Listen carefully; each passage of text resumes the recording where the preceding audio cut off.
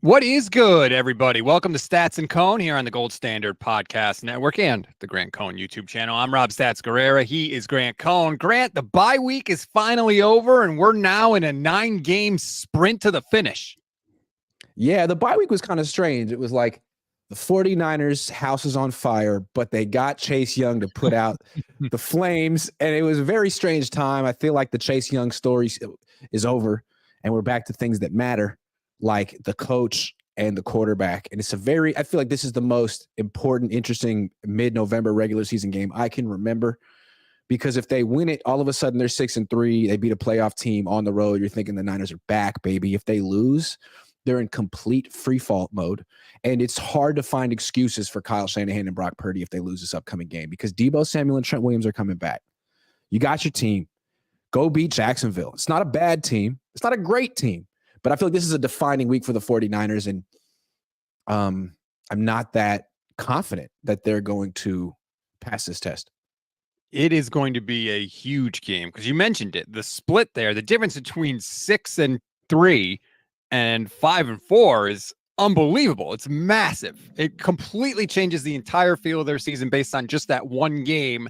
We're going to get into the Jacksonville game and break all that down, and because I've got multiple questions about what's going to happen. But before we get into that, Grant, you are one of the only people I can talk to about this. So I need to pick your mind about it. And it's about the John Lynch, quote unquote, promotion that he got. If you remember, 49ers, back when life was good with the 49ers, they beat the Giants on Thursday Night Football. All is well. The next day, when everyone's giving the Niners all their love, we come to find out, hey, Kyle Shanahan and John Lynch got contract extensions. Yay, good, great, grand, wonderful. But now, Grant, over the bye week, when no one's really paying attention to the Niners, we find out, oh, by the way, in addition to the extension that John Lynch got, he also got a promotion to president of football operations. They're calling it a promotion. They're adding this title to him. And I just feel like something fishy is going on here. I feel like there is more to this story. Like, this is the first step in a multi-step move for this organization. Because to me, it feels like they want a new general manager, but they know they can't really fire John Lynch. So they're going to make it look like we promoted John Lynch, but someone else is going to be the new general manager next year. That's possible. Maybe that suits John Lynch. Maybe they gave him, it is a promotion. And I'm guessing he got a raise. And it's always nice to get a raise. So if they said, look, we'll make you the president of football ops, you won't have as much say over the draft, but you'll get more money and you'll be his boss, and you can overrule Adam Peters whenever you want, but he'll do the legwork. I mean, that's probably what it's been like in the past anyway, right? I would imagine. It's just more official now. The way I look at it actually is not what this means for Adam Peters. This is a nice promotion for him. He gets a raise and he gets some recognition. I'm sure the work distribution is about the same, but what about Parag? That's what I'm thinking. What about Parag? Parag used to be very important in this organization. He wasn't the general manager, but he sort of like tied the general manager's hands together and told him what he could and couldn't spend, and what players were worth and what they're not worth. Then all of a sudden, I mean, this is the guy that pushed DeForest Buckner out. Now all of a sudden they spent the same amount of money on Javon Hargrave. It feels like something switched, like that maybe he's not necessarily setting the agenda anymore. And they gave him all that responsibility with Leeds United, the soccer team. So maybe this is the Niners finally, after like 20-something years, pushing Parag Marathe out of the football room, saying, here, focus on soccer. And this is now officially a John Lynch, Adam Peters production, in which case I like that, because I feel like Parag Marathe's usefulness has Run its course like a long time ago. Thank you. I don't know. There's something more to, they don't just add titles to people for no reason whatsoever. Like, a promotion is you get more money, but you have more responsibility. That's what a promotion is, right? You're getting more money because you now have to do more. This just seems like, oh, we're giving John Lynch a raise and a new title for no reason. Like, I don't think that's the case. Something I think is shifting within the 49ers organization. That's just my thought on it. It was rattling around in my skull, and I wanted to ask you. Well, look at Parag Marathe. I'm looking at his official profile biography on Niners.com, and it says that he is the president of 49ers Enterprises and the executive vice president of football operations. So think about what they just gave John Lynch. He is the president of football operations. So that officially means that John Lynch is above Parag Marathe. That where this used to be a general manager, Trent Baalke, who would pick players, but had really no sense of the finances and the salary cap. That's where Parag comes in. That's over with. The Niners are fully bought in to John Lynch and Adam Peters and Kyle Shanahan. They don't need that holdover from 2002, 2001, acting like he's the only person who understands the salary cap in 2023. Like, that's, to me, they officially made Parag Marathe useless, redundant. It's about time. It's about time. I'd be down for that. Not going to lie. I could definitely sign for that. Okay. I hadn't thought of that. See, this is why I need to pick your brain about these things, because you're there every day. Obviously, you have different perspective than me. So real quick though, the Parag Marathe factor was having a lot of not overpaying for players and really like having a middle class on your team. The Niners don't have that anymore. They have paid all their guys. They paid Bosa, Hargrave, Kinlaw, Greenlaw, Warner, Travarius Ward, and that's just on defense. And you're seeing a team that's very top heavy, very rich.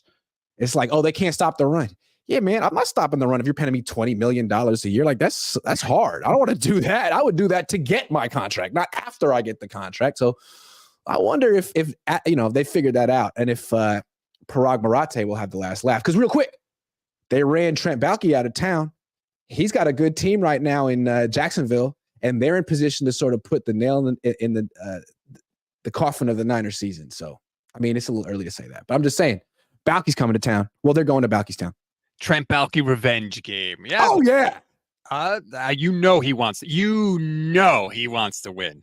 I'm sure he's still salty about everything with the 49ers organization and the Jim Harbaugh era and the post Jim Harbaugh era, and Jed York apologizing for losses on Twitter.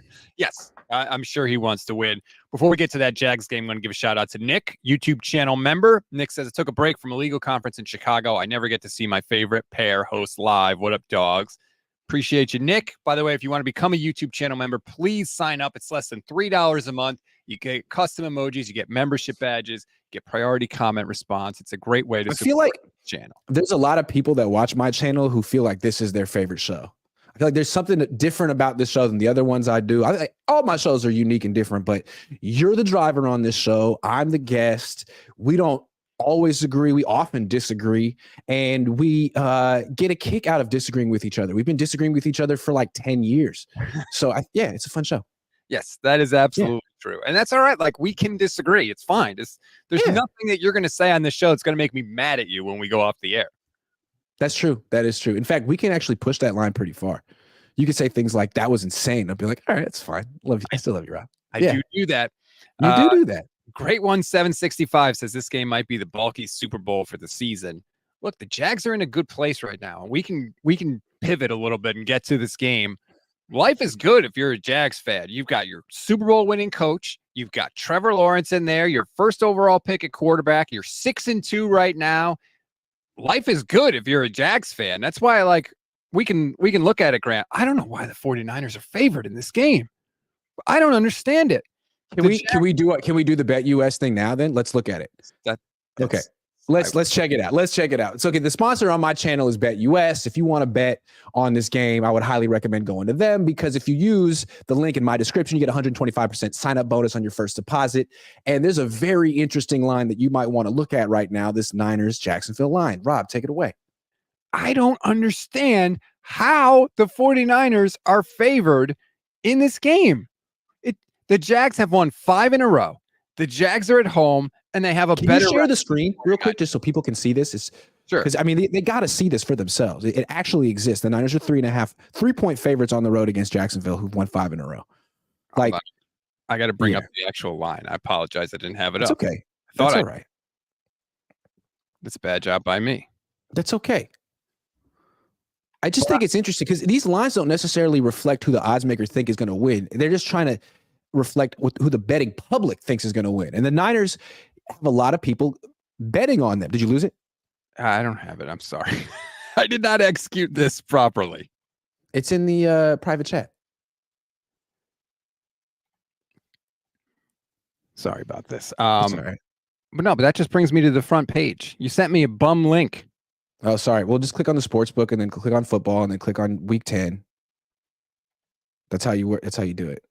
Bet US. There we go. Hold on. Let's see if this is the actual right thing now. No, this is the props for the game. All right. Take my word for it. All right. The 49ers are the favorite in the game. I don't know why I can't get it up, but it's not working right now. I don't think that they should be. Everything about this game to me says if I'm putting my money on this, I'm taking the Jags. They're at home. They've got the better quarterback. You could argue they've got the better head coach. They've won 5 in a row. They're hot. They're also coming off a bye. I'm taking the points. Yeah, this to me is one of those lines where it's like there aren't that many Jaguars fans. They haven't been good that long. There's a lot of Niner fans. They've been good for 4 years. And the odds makers are sort of banking on people looking at the long view. Like the Niners, they're going to snap out of this, and the Jaguars aren't going to keep this going. But if you took the names off the jerseys and you just looked at one team 5 in a row, one team 3 straight losses, I don't know. I wouldn't feel comfortable picking the team on a 3-game losing streak to go across the country and win a 10 a.m. game. Like this feels like you get a team on a 5-game winning streak at home and you get 3 points. Like I would have to take that. Even the Jacksonville +3. I think they're going to win by 4. So I would have to take that. I think that's pretty good. I think the game is going to be close. So in those games, I always like the team that's getting points. And I did a very dangerous thing, Grant. I went down a YouTube rabbit hole today. And I was going through, and I just ended up going through a bunch of 49ers stuff. I know. Terrible job I made. Mistake. And I came across the old Mike Singletary rant. Do you remember that? Where he just went nuts after the game. And he lists like the 3 things we have to do to get back on track. And I heard him and I was like, oh my God, copy, paste to the 2023 49ers. Remember? Here's the first thing he said. We go out, we hit people in the mouth. They haven't been doing that. They've been getting hit in the mouth, right? They can't stop the run. They can't run the ball. They have not been hitting people in the mouth. Okay. People forget how inspirational Mike Singletary was at first. That guy won some games. People were like, wait a second. Like the response that Deion Sanders is getting at Colorado this year is kind of what people thought of Mike Singletary initially with the Niners. Like, this just might work. Wow. Keep going. Number 2 for Mike Singletary. We are not a charity. We cannot give them the game. Love it. What have the Niners been doing? The last 3 weeks, 7 turnovers in the last 3 games. During the 5-game winning streak to start the year, 2 turnovers. We are not a charity, man. Nope. Can't do it. And number 3 from Singletary. We execute from the very start of the game to the very end of the game. They haven't been doing that. Brock Purdy had a perfect opportunity last week to get back in that game. He threw interceptions on back-to-back possessions, on back-to-back passes. I swear to God, it's like Mike Singletary copy-paste. Yeah, and it's like Kyle Shanahan looks down his nose at all that stuff, right? Like, oh, all that rah-rah, I was a player, passion, energy, doesn't matter. All that matters is the play calling and the play design and the sequencing and my scheme and all that stuff. And maybe that's the case on offense. But on defense, that stuff matters. And I think Kyle Shanahan's learning the hard way this year that what he needs as a counterpart, as a defensive coordinator, is not necessarily someone with some schematic advantage, but someone like that, someone like Mike Singletary, who can like infuse all of that passion into the team that Kyle can't. Because Kyle can do a lot for a team, but he can't do that. And I do think football, I didn't play the sport. I'll be the first to say it. I played baseball, which is not an emotional sport. Football is a very emotional sport. And Kyle provides none of that. And the team seems flat in a way that they hadn't for years. I mean, D'Amico's team isn't flat like that. Solid, well, I don't know about solids right now, but D'Amico's isn't. So yeah, I feel like it's funny you bring up Mike Singletary because our memory of him, his era here is like, man, he shouldn't have had that job and he wasn't a real coach, but man, there were certain things that he was quite authentic and good at. Oh, yeah, you can say what you want about Singletary, but we go out, we hit people in the mouth. That's authentic. Like, you can't argue it's not. That is who Mike Singletary. I mean, the man pulled his pants down at halftime of his first game. And also, it's like he said this in 2008 or 7 or whatever. Like, at that point, everyone that was remembered him as a player. That's like Ray Lewis being a head coach right now and saying stuff like that. I mean, Mike Singletary was a huge freaking deal. That's how he became a head coach so quickly. It's like, well, it's the greatest linebacker ever. And it seems like he's getting results. So let's go with this. I just thought it was weird how it almost directly applies to everything that's happening with the 49ers now. And God, I hope even if they just stop the turnovers, man, if they stop the turnovers and actually tackle on defense, the team is going to look so much better than they have in the last 3 weeks. They've missed like 32 tackles in the last 3 weeks. It's insane. Yeah. And it's like, again, if Mike Singletary is telling you guys, like, we need to go back to basics. We need to ground ourselves. Who do we think we are? Man, that's a Hall of Famer saying stuff like that. When Kyle, he's more the other way. Like, I don't really care what the record says or what we've done recently. I know that on any given week, we're the best team and we can beat this team. And we've done this. It's like, it's a little too much patting themselves on the back in Kyle's culture. I like Singletary's culture. The problem was his offensive coordinator, his scheme. I mean, he wasn't essentially ready to be a head coach, but in terms of that stuff, no one better. No one better. And, he was a more successful coach than Chip Kelly or Jim Tomsula. Yeah, they weren't horrible under Singletary. They weren't They great. were like disappointing and they were like 500, but they won games. Yeah. Let's get to some super chats. Official BNA Music says, I know Parag has been Mr. Krabs for Halloween before. Parag is like, when things were going well, I feel like people loved Parag. And then when things were bad, he got all the blame too. Yeah, well, he's just not a football person, and he's so important in the football decision-making process.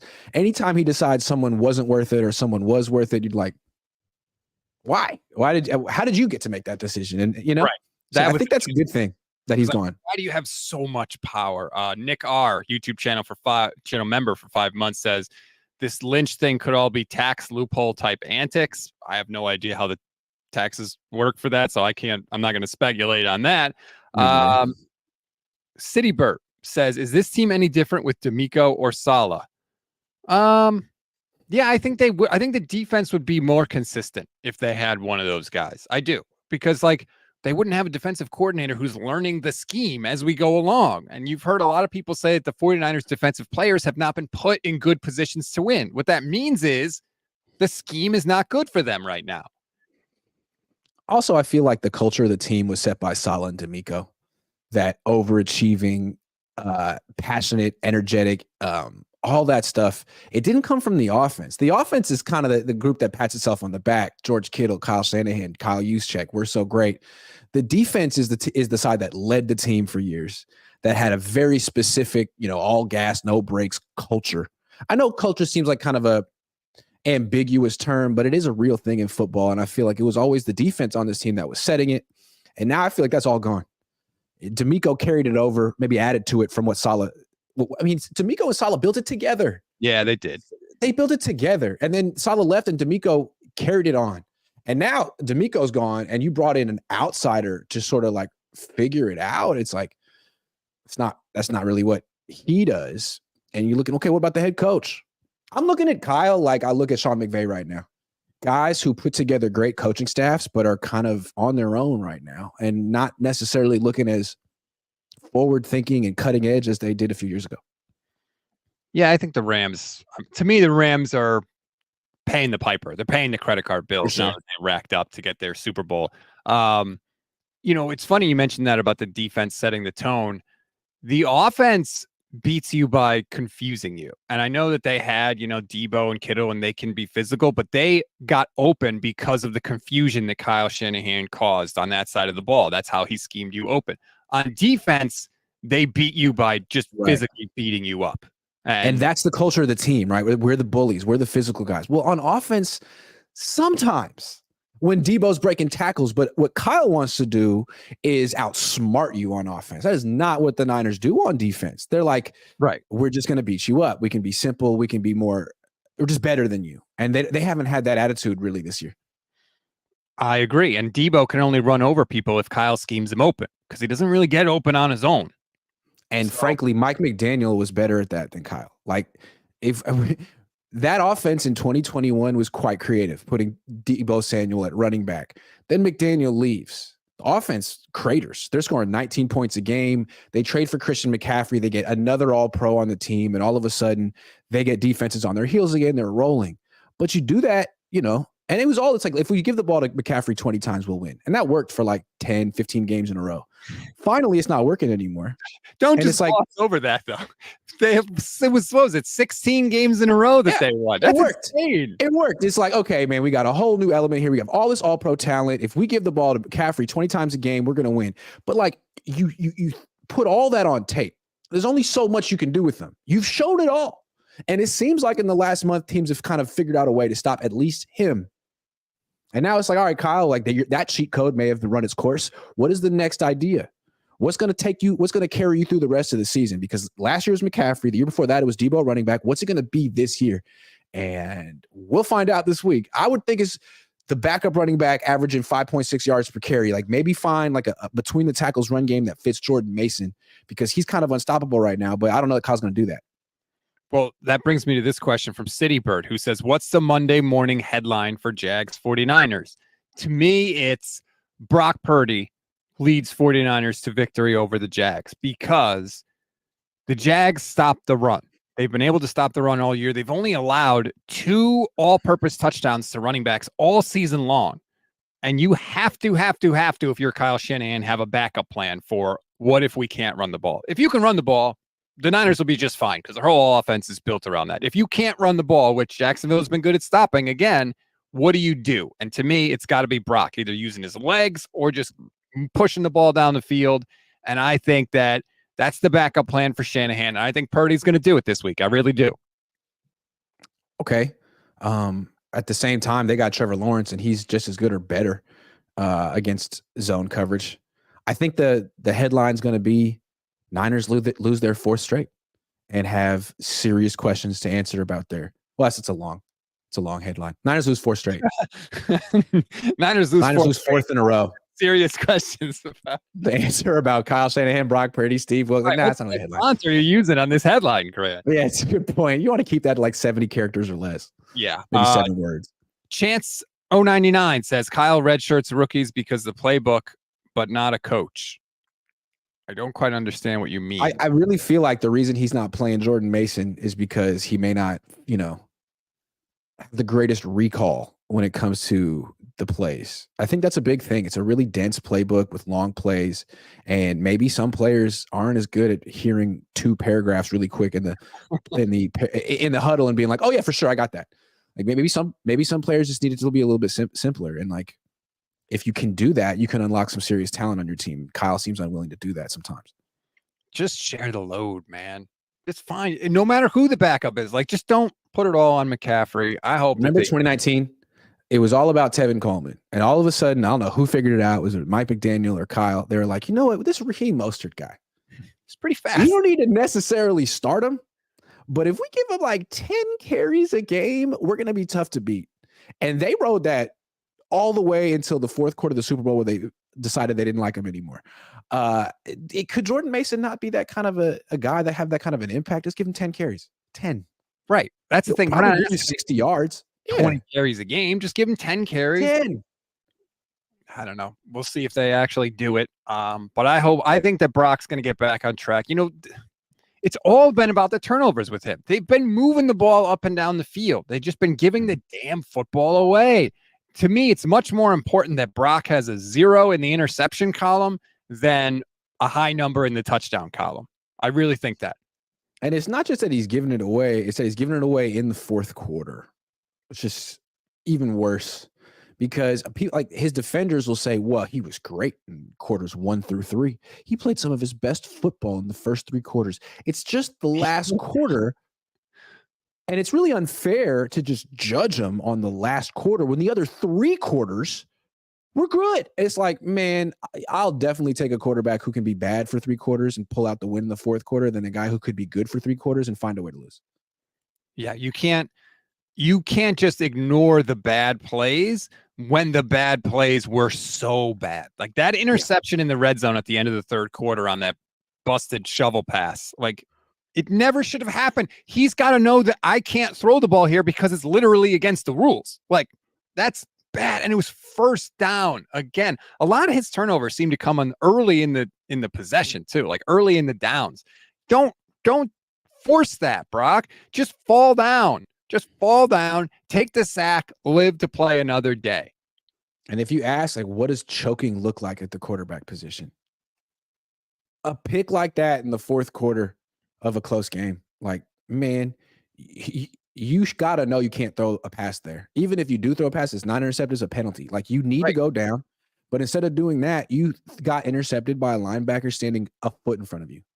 That's choking. And then you turn the ball over again.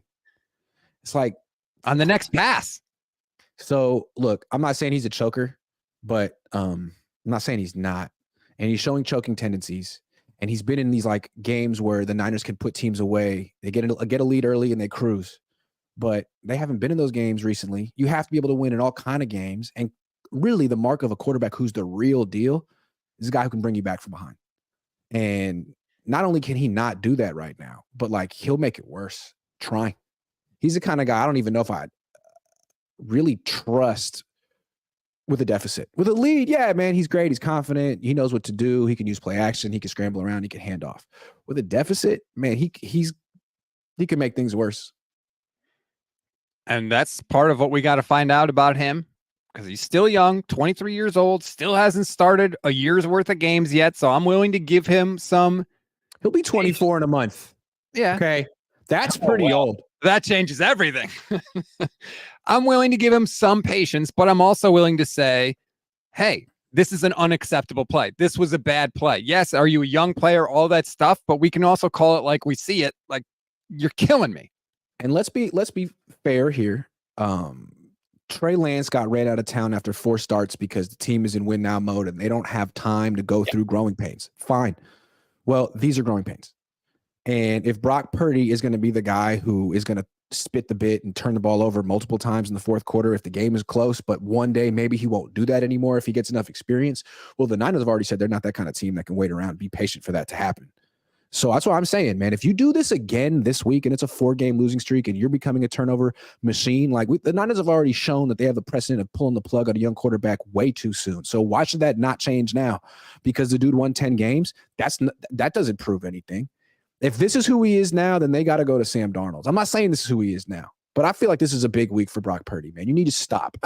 You need to stop turning the ball over a lot of times in the fourth quarter. Is that so much to ask? Is that too much to ask? No, it's not too much to ask, although I would never go to Sam Darnold for any reason, shape, form. You can't say. You can't. Fair. I didn't vouch for Sam. I didn't say bring Sam to the team. Fair. Right.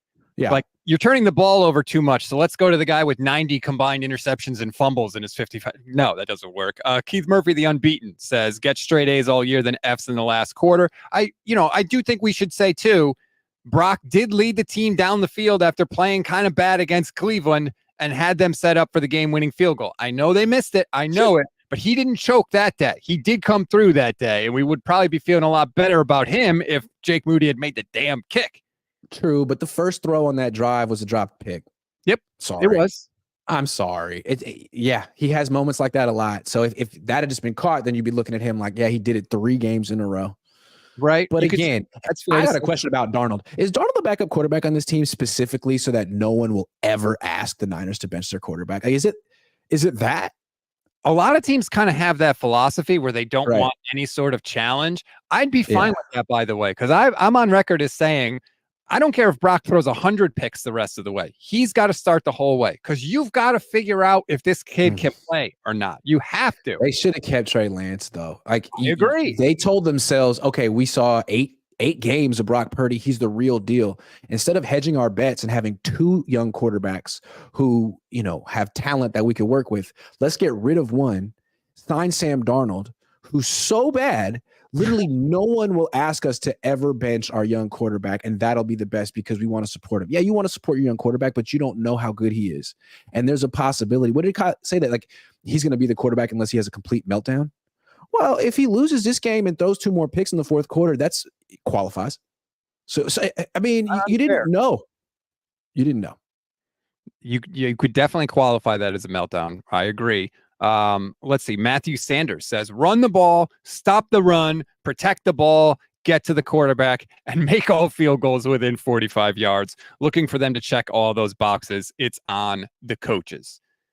That's the thing is we're going to be in the mouth.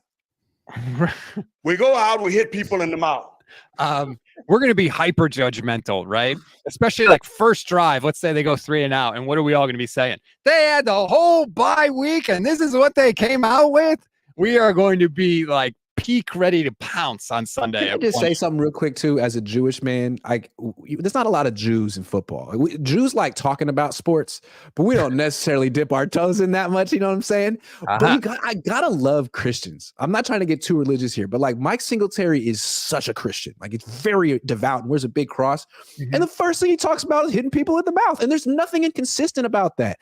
I really respect that about tough Christians. I just want to say that. Like, you wouldn't think it's very much turn the other cheek culture, but it's like, I'm going to hit you in the mouth when we're playing football. Right. And it's okay. I love that. Well, that's the whole paradox with football, right? It's like, you don't need to fight in football because every play is so violent. You could just go out and smash the guy in the face and not get a penalty at all. You get praised for it. Right. Don't punch the guy in the face mask after the play. Just literally wait 30 seconds for the next snap, and you can hit him legally. As hard as you want. You got to respect that.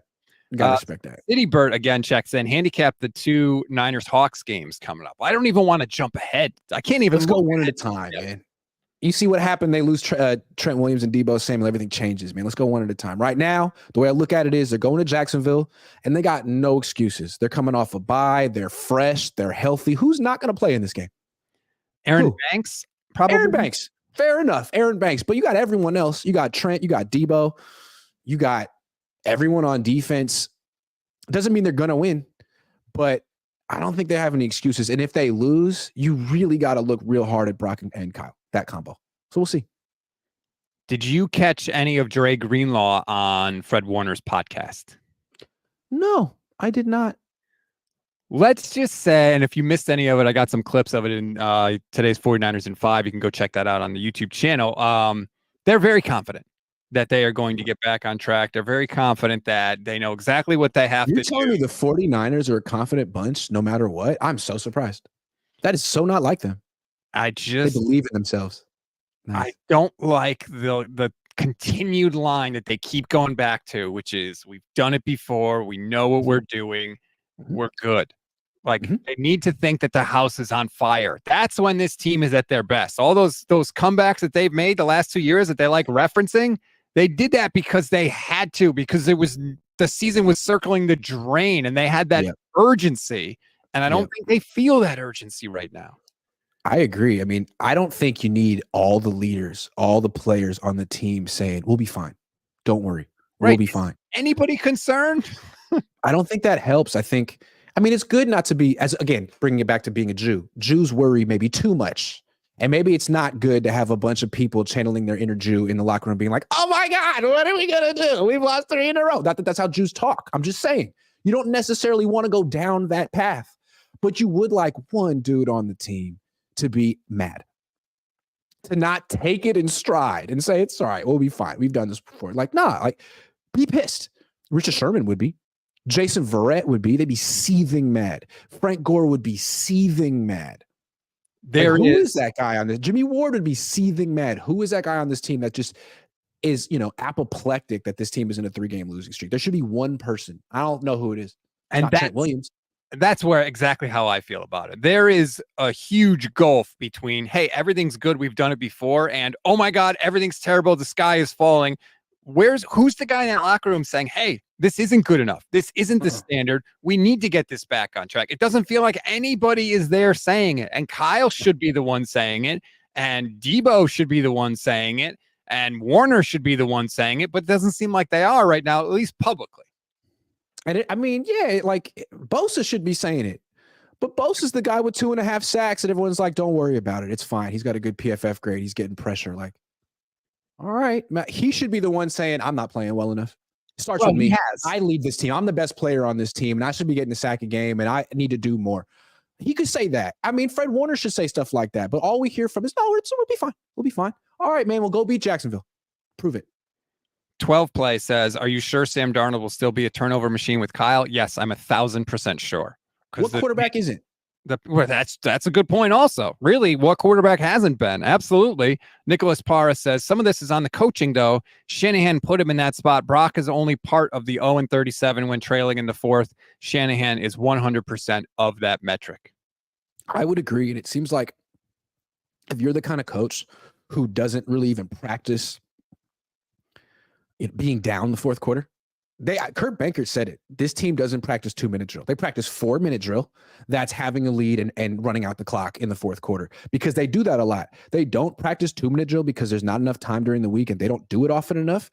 All right, man. Well, you're always going to be in a position at some point in the season where you have to come from behind. And it is hard to blame your players for not executing when you don't practice that. If you want to be good at something, you practice it. So, Kyle, you might want to think about that. That's interesting because I have noticed multiple times this year in a 2-minute situation, there has been a player or two looking at Brock with the hands out like, what are we doing? Like, what's going on? Like, I noticed it specifically with George Kittle a couple of times. And look, maybe that's on George. I'm not saying it's on Brock, but like clearly there was a little confusion there. And so if they're not practicing it, that's bad. Well, think about it. It's not what the Niners offense wants to do. Like the whole thing with the Niners offense, it starts with a paragraph play call. It takes time for Kyle to say it. It takes time for the quarterback to say it. You got to say it twice. And a lot of times there's 2 plays. So that's long. Then you go to the line of scrimmage and there's a shift and a motion, maybe more than one. That takes time. So the whole process of calling the play, getting lined up, and getting the snap takes a long time. It's much more suited for 4-minute offense. Like, take as much time as you freaking want when you're trying to run out the clock. Yes. But a 2-minute drill, like Kyle, it would behoove Kyle to have a way that he could actually call plays shorthand. Is there a way that you could call that in 3 words and then get everyone to the line of scrimmage and then don't shift in motion? Like, you got to speed up, man. You're down. What if you're down 14 with 8 minutes left? What are you going to do? We've seen the Niners offense doesn't really change. That's the problem. It's not a problem as much when you can score and then your defense can get a 3 and out and then you get the ball back. But the problem is even if the Niners score that first time, their offense or their defense doesn't necessarily get the other team off the field right away. So the other team is chewing up clock and time and field position.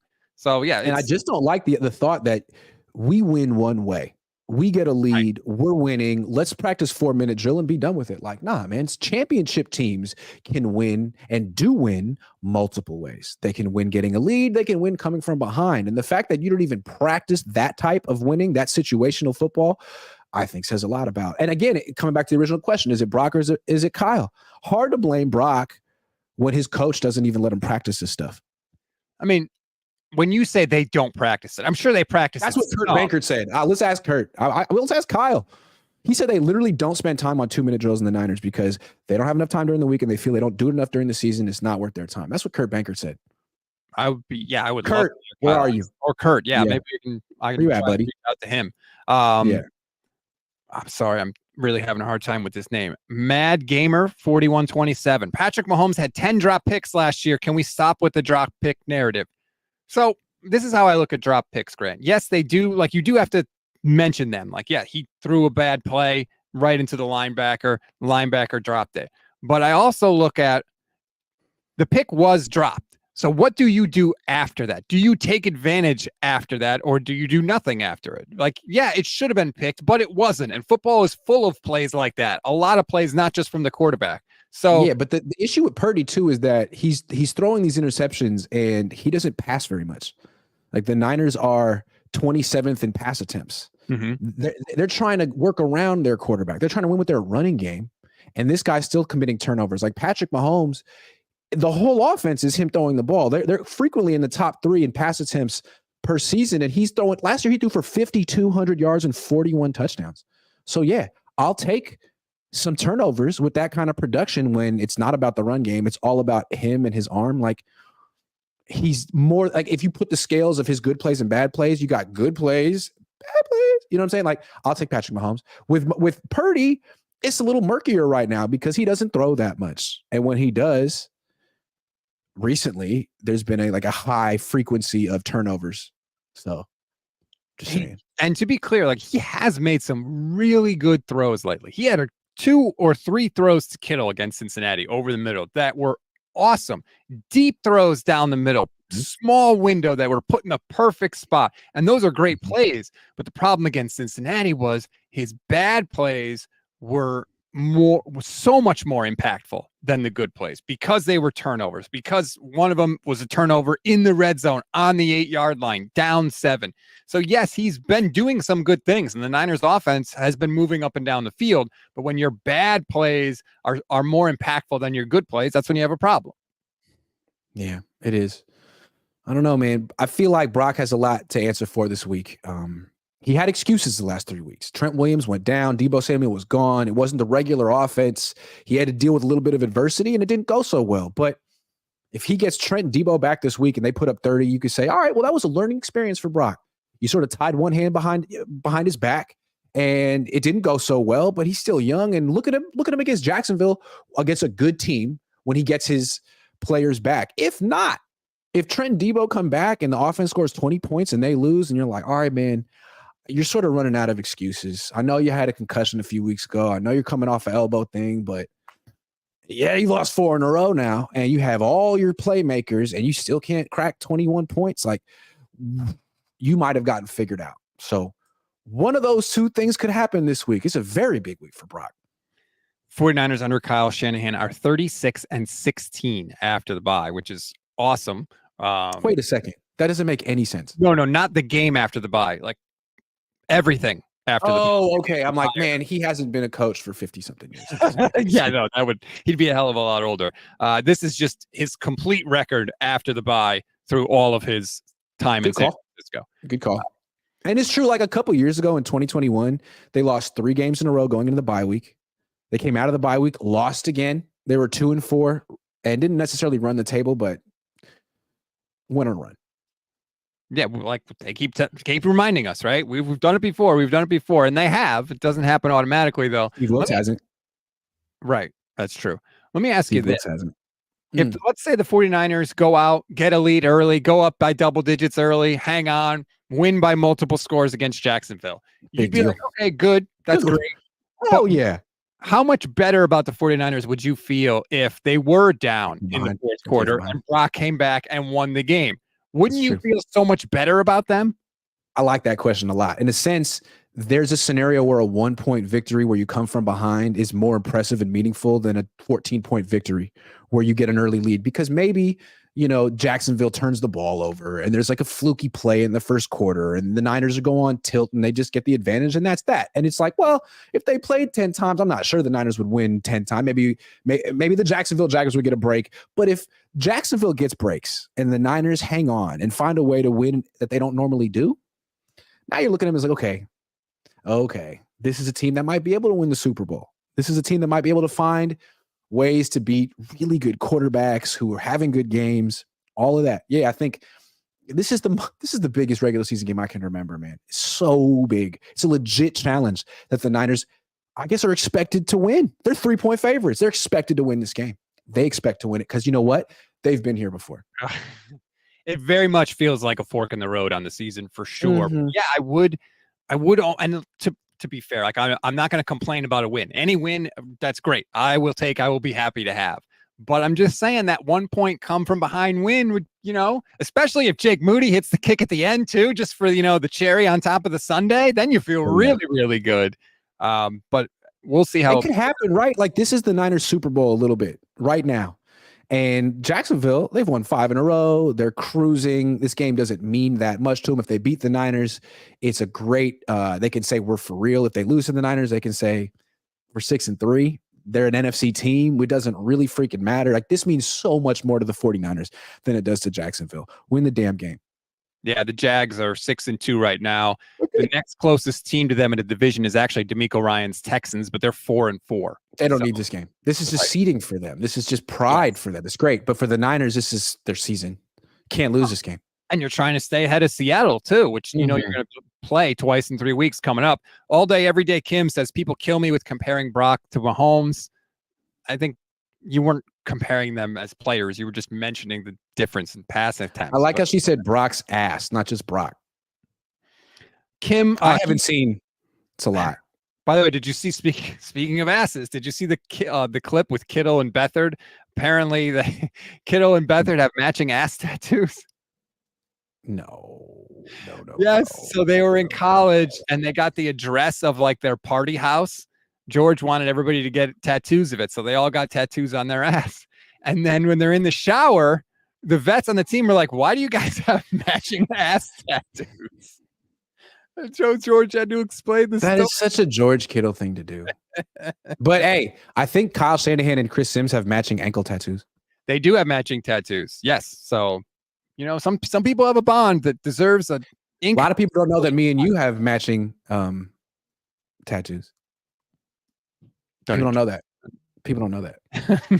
Keith Murthy, the unbeaten, says DeMeco got right in year 1 what Shanahan hasn't gotten right in year 7, the quarterback. It's ridiculous. CJ Stroud looks incredible right now. Bless you. Oh, boy. I just think it's funny that Kyle Shanahan got the 6-year contract, and his thing was like, you know what? I'm not going to get the quarterback right away. I'm going to get a defensive lineman. And Robert Saleh and DeMeco Ryans are on that team, and they're like, sure, Kyle, I think that's a good plan. And both of them went and became head coaches, and both of them took a quarterback with their first pick. Now, Saleh took the wrong one.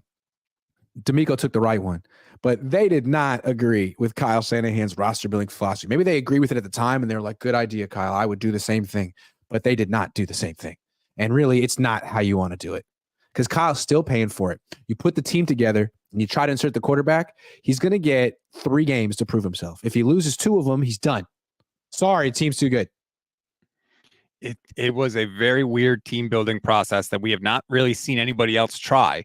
And to this point, it hasn't resulted in a championship. And that's what you're looking at. A lot of people copy Kyle Shanahan's stuff. That's not one thing they copy. He's on his own there. Chris Maldonado, YouTube channel member for 6 months, says we need a win. We really do. That's 100% big facts. It's flat out. 1-point win would be huge for the 49ers. They got to find a way to not beat themselves in this game. And you know what I think we'll hear too if they win? Afterwards, we'll hear, we knew we really needed this game. Like, it won't be, well, we've done it before. It'll be, whew, man, we really needed a win. Yeah, absolutely, man. It's a far way to go. It's a legit team, and they're interesting because they can stop the run. And if you can shut down Christian McCaffrey, you got a chance. They're going to play a lot of zone coverage. Brock Purdy should be able to tear it up. Let's see what you got, man. You got all your weapons. I could totally understand someone picking the Niners to win this game if they really believe in Brock. Bird Creature says, hypothetical question. Niners hold the Jags under 17 points.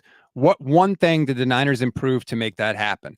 To me, it's the run defense. Yeah. It's stopping the run. Teams were perforating this defense, gaining 4 or 5 yards with their runs, so that 2nd and 3rd down were always short yardage, and the Niners defense was always up against it. That's not how this defense is built. They're built to rush the passer in long down situations, and they haven't been in those the last 3 weeks.